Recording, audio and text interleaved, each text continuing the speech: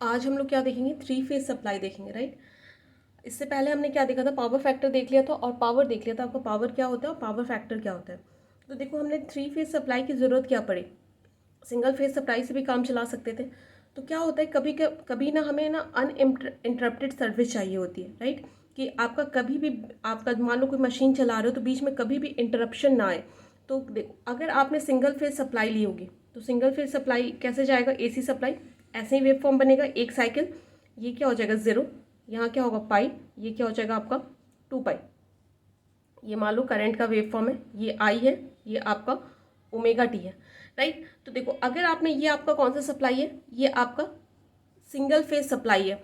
तो अगर आप क्या करते हो उसमें, अगर आप सिंगल फेज सप्लाई लेते हो तो आपका जो करंट है वो 3 जगह सप्लाई आपका इंटरप्ट हो रहा है। देखो यहाँ पे ज़ीरो हो जा रहा है, यहाँ पे ज़ीरो हो जा रहा है और यहाँ पे ज़ीरो हो जा रहा है with in a one cycle, right. तो अगर हम ऐसा चाहते हैं कि आपका कभी भी पावर इंटरप्ट ही ना हो तो क्या सिंगल फेज सप्लाई वहाँ पे काम चलेगा, नहीं चलेगा, क्योंकि उस सिंगल फेज सप्लाई में आपका एक साइकिल के अंदर आपके 3 जगह इंटरप्शंस हो रहे हैं, राइट। और हम लोग क्या जानते हैं कि अब जैसे ही आप एक साइकिल को क्रॉस करोगे तो 3 बार क्या हो रहा है, इंटरप्शन हो रहा है, 3 बार आपका करंट क्या हो जा रहा है, ज़ीरो हो जा रहा है, राइट। और जैसा कि हम लोग जानते हैं इंडिया में जो आपका फ्रिक्वेंसी है वो कितनी होती है आपकी, 50 हर्ट्स है। 50 हर्ट्स का मतलब क्या है कि फ्रिक्वेंसी क्या बताता है, number of AC cycle in a 1 second, right. कितने नंबर ऑफ एसी साइकिल्स है आपके 1 सेकेंड में, कितने नंबर ऑफ एसी साइकिल्स आ रहे हैं। इससे पहले मैंने आपको जब वेव फॉर्म बताया था तो मैंने बताया था ना फ्रिक्वेंसी क्या होती है। तो ये होता है आपका number of AC cycles in 1 second.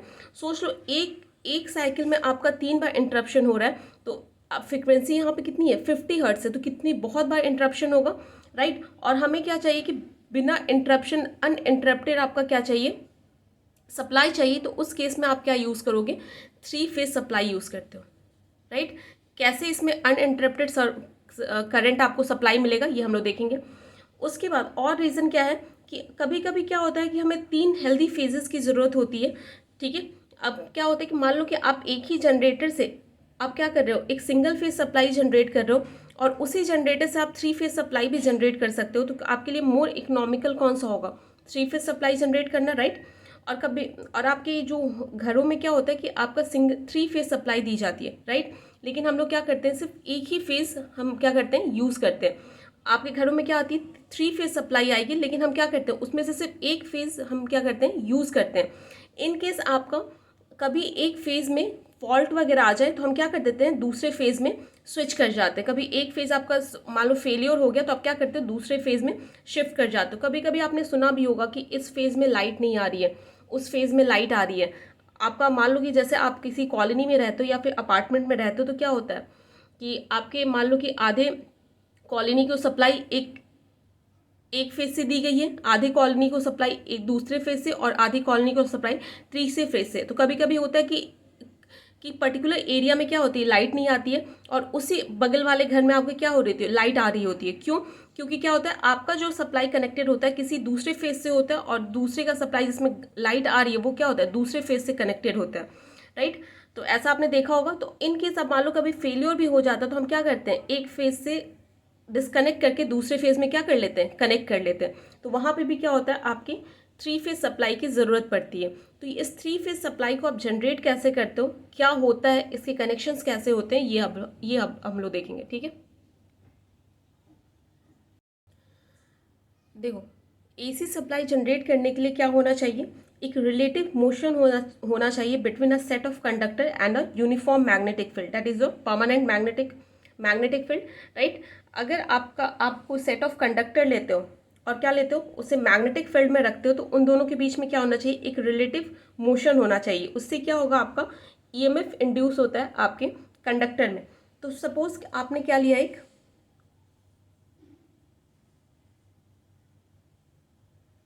ये आपने क्या लिया, परमानेंट मैग्नेट लिया है। ये आपका नॉर्थ पोल है, ये आपका क्या है, साउथ पोल है। तो आपका जो मैग्नेटिक फील्ड जनरेट होता है वो कहाँ से जनरेट होता है, नॉर्थ से जनरेट होके साउथ की ओर जाता है, राइट। ऐसे ही जनरेट होता है। तो ये क्या हो रहा है, आपका मैग्नेटिक फील्ड जनरेट हो रहा है और आपने क्या किया है, उस मैग्नेटिक फील्ड में एक कंडक्टर रख दिया है। ये आपका क्या है, कंडक्टर है, इसका एक टर्मिनल 1 है और दूसरा टर्मिनल क्या है, 2 है, राइट। समझ में आ गया।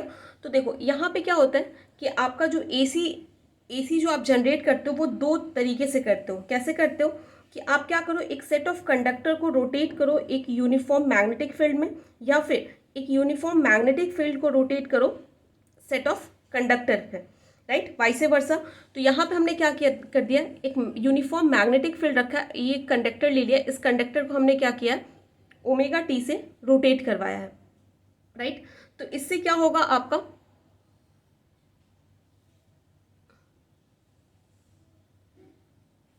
ईएमएफ जनरेट होगा, राइट। ये क्या हो गया आपका, एक साइकिल हमने मान लिया, तो ये आपका क्या हो रहा है, E1 जनरेट हो रहा है, समझ गए। तो फिर हमने क्या किया कि एक और सेट ऑफ कंडक्टर, क्योंकि हमें क्या करना है, 3 फेज सप्लाई जनरेट करना है, तो हमने 3 कंडक्टर्स लिए। फिर जो कंडक्टर लिया है इसी के ऊपर हमने रख दिया है। तो जो आपका मान लो कि यहाँ पे क्या आपका मैग्नेटिक फील्ड भी क्या है, आपका ई क्या होता है, -N/d∅/dt। आप 3 कंडक्टर ले रहे हो, तीनों का क्या नंबर ऑफ टर्न्स आपने क्या रखा है, सेम रखा है, और आपका जो मैग्नेटिक फील्ड है वो भी क्या है, आपका सेम है, और जो तो फाई भी आपका क्या सेम होगा, एन भी क्या होगा, सेम होगा। तो जो आपका E1 होगा, E2 होगा और E3 होगा, वो तीनों भी क्या होंगे, आपके सेम होंगे, राइट। तो आपने क्या किया, एक दूसरा कंडक्टर लिया, इसी के ऊपर क्या कर दिया, प्लेस कर दिया, दोनों के बीच में कोई डिफरेंस नहीं रखा आपने, इसी के ऊपर प्लेस कर दिया। तो जो आपका E2 जनरेट होगा वो क्या होगा, उसका जो वेवफॉर्म बनेगा सेम ऐसे ही बनेगा, क्योंकि यहाँ पे आपने क्या किया, N1 भी सेम लिया, N2 भी सेम लिया, N3 भी सेम लिया, और आपका फाई क्या है, आपका मैग्नेटिक फील्ड क्या है, आपका सेम है। तो E क्या हो जाएगा, -N/d∅/dt। तो E1, E2 और E3 तीनों क्या होंगे, आपके सेम होंगे। तो सेम आपके जो E2 का वेव फॉर्म बनेगा वो क्या होगा, जैसा E1 का है सेम बनेगा, राइट। इसे डॉटेड कर दिया कि आपको पता चल जाए। फिर आपने जो तीसरा कंडक्टर लिया है वो भी क्या किया आपने, सेम इसी पे क्या कर दिया, प्लेस कर दिया, दोनों के बीच में कोई डिफरेंस नहीं रखा है। तो आपका जो फिर से जो E3 बनेगा वो क्या बनेगा, सेम बनेगा, राइट। यहाँ पे 3 आपके EMF तो जनरेट हो रहे हैं, लेकिन फिर से जो आपका नॉन इंटरप्टेड वाला जो आपका प्रॉब्लम था यहाँ पे भी परसिस्ट कर रहा है। क्यों, क्योंकि देखो आपका जो इस वेवफॉर्म है, ये तीनों क्या आपके आइडेंटिकल है। इसका जीरो कहाँ पे मिल रहा है, यहाँ ये तीनों वेवफॉर्म एक साथ आपके क्या हो रहे हैं, जीरो हो रहे हैं, 0 पे, पाई पे, 2 पाई पे। तो इससे क्या हो रहा है कि आपका जो सप्लाई में जो इंटरप्शन था वो क्या रह रहा है, जैसे आपका सिंगल फेज में 3 बार इंटरप्ट हो रहे थे, यहाँ पे भी क्या मिल रहा है, एक साइकिल में आपकी सप्लाई 3 बार इंटरप्ट हो ही रही है। तो यहाँ पे वो प्रॉब्लम आपकी सॉल्व नहीं हो पाई। तो इसी प्रॉब्लम को सॉल्व करने के लिए हम क्या करते हैं, इन 3 कंडक्टर को एक पर्टिकुलर एंगल पे रखते हैं, ताकि अगर बाय द वे इवन आपका जहाँ पे 0 है वहाँ पे E2 क्या हो, 0 ना हो, जहाँ पे आपका E2 0 हो जाए वहाँ पे E1 E3 0 ना हो, ताकि आपकी E1 E3 से क्या हो, सप्लाई मिलती रहे। तो इसी को हम क्या करने के लिए, इसी ड्रॉबैक को आप कम करने के लिए हमने क्या किया, फेज डिफरेंस का कॉन्सेप्ट यहाँ पे इंट्रोड्यूस किया, राइट। तो देखो ये हटा देती हूँ मैं। फेज डिफरेंस कहने का मतलब क्या है कि जो आप 3 कंडक्टर्स लोगे, एक पर्टिकुलर एंगल पे तीनों को आप रखोगे। तो यहाँ से सबसे पहले आपका मैग्नेटिक फील्ड जनरेट हो रहा था, ठीक है, ये जनरेट हो रहा था। आपने सबसे पहले क्या बोला, फेज डिफरेंस। फेज डिफरेंस क्या होता है,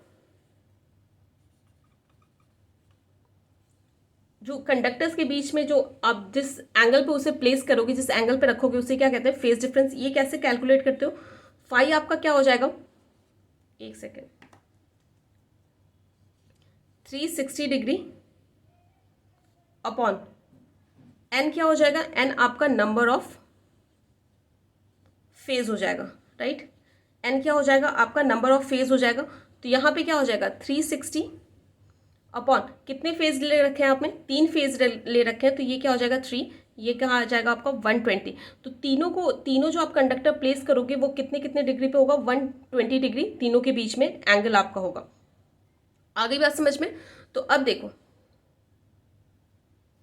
और यहाँ से अगर बाय द वे आप फेज n इक्वल्स टू 2 लेते, राइट, n इक्वल्स टू 2 लेते, तो फाई आपका क्या आ जाता, दोनों के बीच कंडक्टर को कितने कितने डिग्री पे आप प्लेस करते हैं, 180 डिग्री पे प्लेस करते हैं। तो दोनों मान लो एक कंडक्टर इस डायरेक्शन में प्लेस है, दूसरा इससे 180 डिग्री, तो दोनों एक दूसरे के इफेक्ट को क्या कर देते हैं, कैंसिल आउट कर देते हैं। इसलिए हम 2 फेज सप्लाई नहीं लेते हैं, आपका सिंगल फेज लेते हैं, 3 फेज लेते हैं, राइट। 4 फेज में आपका सेम प्रॉब्लम आता। तो अब देखो यहाँ पे तो आपने देख लिया फेज डिफरेंस कितना होना चाहिए, 120 होना चाहिए। तो आप मान लो कि आपने क्या किया, आपने सबसे पहले कंडक्टर को कहाँ प्लेस किया, यहाँ पे प्लेस किया है।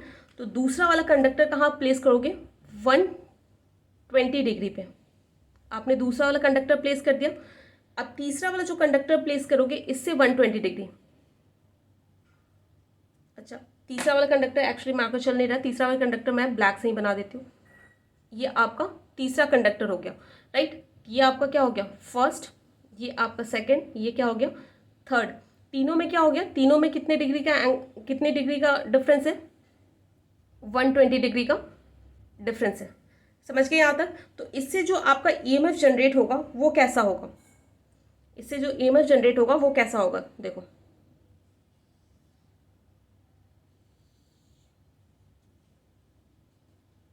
मान लो कि जो आपका कंडक्टर 1 है उसके कारण जो ईएमएफ जनरेट हो रहा है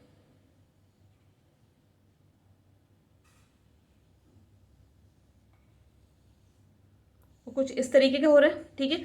ये आपका क्या हो जाएगा, E1 हो गया, राइट। अब देखो, और जो दूसरा जो कंडक्टर है उसका जो ईएमएफ जनरेट हो रहा है,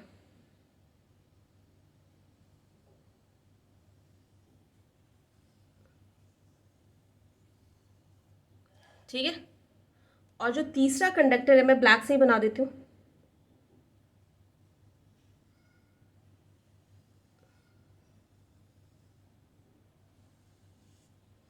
तो ये आपका क्या हो जाएगा, ये आपका हो गया E1, ये आपका E3, ये आपका क्या हो जाएगा E3, ये आपका E2, राइट। समझ गए यहाँ तक। ये आपका हो गया फर्स्ट कंडक्टर, ये आपका सेकंड, ये आपका हो गया थर्ड कंडक्टर, राइट। तो इस तरीके से क्या हो रहा है, आपका ईएमएफ जनरेट हो रहा है।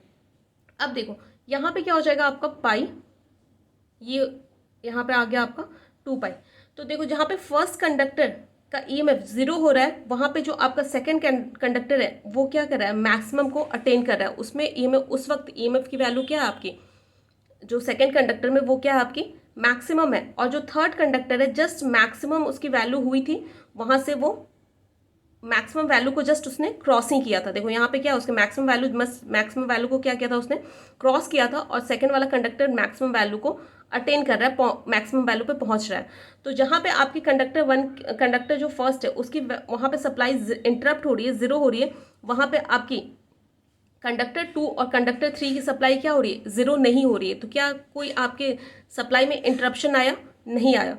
जहाँ पे E2 की देखो जहाँ पे आपका यहाँ पे अगेन 2 पाई पे भी देख लो, एक साथ क्या तीनों कंडक्टर आपके कहीं भी 0 हो रहा है, नहीं हो रहा है। तो आपको अनइंटरप्टेड क्या मिल रहा है, यहाँ पे सप्लाई मिल रही है। समझ की बात, समझ में आ गई आपको बात। तो ये आपका होता है 3 फेज सप्लाई। ऐसा क्यों मिल रहा है, क्योंकि आपने क्या किया है, तीनों के बीच में आपका फेज डिफरेंस है, राइट। कितने डिग्री का, 120 डिग्री का। तो मान लो कि आपका E1 हमने क्या मान लिया है, रेफरेंस लिया है, ये क्या आपका EM साइन ओमेगा टी। तो E2 आपका क्या हो जाएगा, EM sine omega T minus 120, right. मतलब सबके बीच में एंगल कितने का था, 120 डिग्री का था। मान लो कि ये आपका E1 कहाँ से स्टार्ट हो रहा था, 0 से। तो जो आपका E2 होगा वो कहाँ से स्टार्ट होगा, 120 डिग्री के बाद से स्टार्ट हो रहा था, ठीक है। और जो E2 के बाद कौन सा स्टार्ट हो रहा था, E3, वो भी क्या होगा आपके 120 डिग्री के बाद स्टार्ट होगा। तो देखो E3 आपका क्या हो जाएगा यहाँ पे, EM sine omega T minus, ये पहले ये 0 से स्टार्ट हुआ, फिर ये क्या हुआ 120 डिग्री से, और फिर 120 डिग्री। तो 120 प्लस 120 कितना हो जाएगा आपका 240 डिग्री, राइट। समझ गए। तो ये आपका हो गया इक्वेशन। और इसका फेजर डायग्राम आप कैसे ड्रॉ करोगे, फेजर डायग्राम तो आपको ड्रॉ करने आता ही होगा। सबसे पहले E1 को आप रेफरेंस ले लो, ये क्या हो जाएगा आपका E1, E2 क्या कर रहा है, E1 से 120 डिग्री लैग कर रहा है, E2। और फिर E3 क्या हो रहा है, E2 E1 से कितना डिग्री लैग कर रहा है, 240 डिग्री। तो ये यहाँ से यहाँ तक क्या हो गया आपका 120, और फिर से 120, यहाँ से यहाँ क्या हो जाएगा, ये पूरा क्या हो जाएगा आपका, ये क्या हो गया E3। तो ये 120 कितना हो जाएगा 240, और ये कितना हो जाएगा फिर, ये भी कितना हो जाएगा 120, क्योंकि टोटल कितना होता है 360 होता है, तो 240 यहाँ पे हो गया, 360 माइनस 240 कितना बचा 120। तो देखो तीनों के बीच में आपका एंगल फेस डिफरेंस कितना है 120 डिग्री का फेस डिफरेंस है, राइट। तो इसे ही हम लोग क्या कहते हैं, थ्री फेज सप्लाई कहते हैं। समझ में आ गया, राइट। तो अब देखो, अब आपको क्या करना है, इसमें आपका जो थ्री फेज सप्लाई होता है उसमें दो तरीके के कनेक्शंस बनते हैं। एक आपका क्या होता है स्टार कनेक्शन, और दूसरा क्या होता है आपका डेल्टा कनेक्शन, राइट। फर्स्ट होता है स्टार कनेक्शन, दूसरा क्या होता है आपका डेल्टा कनेक्शन। तो यही हम लोग कनेक्शन देखेंगे, कैसे आप किसी भी थ्री फेज सप्लाई को स्टार में कैसे कनेक्ट करोगे और डेल्टा में कैसे कनेक्ट करोगे। तो ये जो तीन फेजेस हैं इसे किस कैसे रिप्रेजेंट करते हैं, R, Y, B, red yellow blue wire से हम लोग दिखाते हैं, या फिर A, B, C, या फिर 1, 2, 3, राइट। इन तीन फेजेस को रिप्रेजेंट करने के क्या तरीके हैं, R, Y, B, A, B, C, या फिर 1, 2, 3। तो इसके बाद हम लोग क्या देखेंगे, कनेक्शन देखेंगे, कैसे आप थ्री फेज सप्लाई को कनेक्ट कर सकते हो। नेक्स्ट क्लास में आपके पास दो कनेक्शन होंगे, स्टार कनेक्शन और दूसरा क्या होगा डेल्टा कनेक्शन।